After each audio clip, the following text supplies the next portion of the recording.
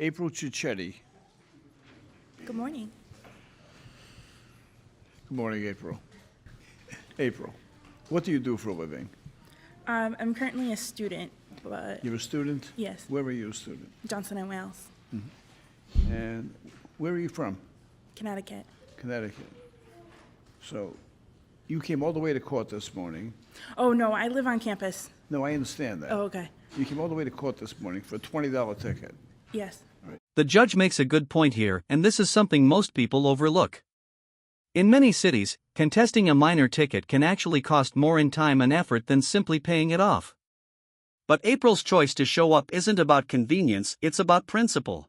Which means you had to get up 2 hours earlier to get here and then wait here all morning. It would have been cheaper to pay the $20.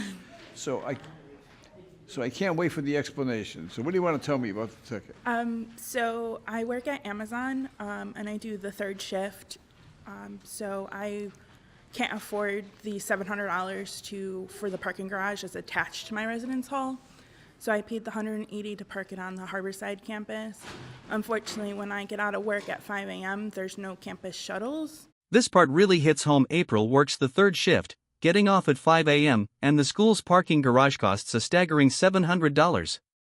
Legally, parking violations are strict liability, meaning intent doesn't matter, but judges can still use discretion when they sense hardship or genuine confusion. The missing signage she mentions could be a major factor here. The question now, will the judge lean on the letter of the law or the spirit of fairness? So I had to park the car on the street. Somebody had told me that there's an ordinance that you can't park between certain times. I didn't know because there's no signs. And every time I check the meter, it says free parking or no payment. Inspector Quinn, she was there at 2:16. You can't park from 2 o'clock on, 2 to 5, so. All right, here's the crux, no parking between 2 and 5 a.m. Sounds simple, right? But here's the issue, if there's no sign posted, how's the public supposed to know? That's a valid defense known as lack of notice. Courts usually require clear, visible signage before enforcing such ordinances. What do you think? Should citizens be responsible for invisible rules? Let me know in the comments below. The question is whether or not we're going to hold you responsible. How do you feel about that, Inspector Quinn? I'm familiar with, as you are also, Judge, about parking violations that occurred for your children, so.